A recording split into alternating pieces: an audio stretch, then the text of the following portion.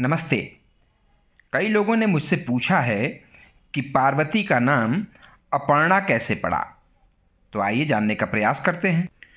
तुलसीदास जी ने अपने ग्रंथ श्री रामचरितमानस में महादेवी पार्वती के विवाह की कथा कही है।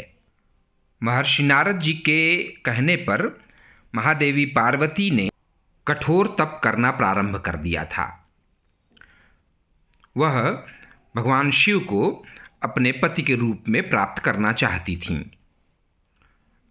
बालकांड में लिखा है, संवत सहस मूल फल खाए, साग खाई सत बरस गंवाए। 1000 वर्ष तक उन्होंने कंदमूल और फल आदि खाए, फिर 100 वर्ष घास पात साग खा करके व्यतीत किया।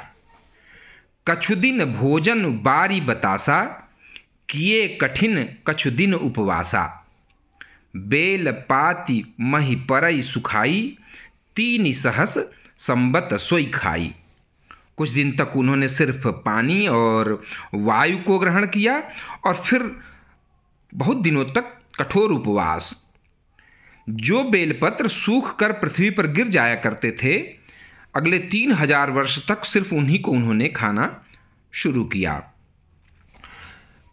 पुनि परिहरे सुखाने परना, उमहि नाम तब भयउ अपर्णा। 3000 वर्ष तक बेलपत्र के सूखे हुए पत्ते जो पृथ्वी पर गिर जाया करते थे, उनको खाने के बाद पार्वती जी ने वह सूखे पर्ण पत्ते भी लेना बंद कर दिया। तभी से पार्वती का नाम अपर्णा हुआ। इतने वर्ष तक भोजन के रूप में बारी बतास पत्ते, और वह भी पत्ता छोड़ देने के बाद उमा का शरीर बहुत क्षीण हो गया था। ऐसे कठोर तप से उनके बारे में भविष्यवाणी हुई। देखी उमहि तप क्षीण शरीरा, ब्रह्म गिरा भय गगन गंभीरा। उनको गंभीर ब्रह्मवाणी हुई। भयउ मयो मनोरथ सुफलतौ, सुन गिरिराज कुमारी। परिहरु दुसह कलेश अब मिलियाँ त्रिपुरारी।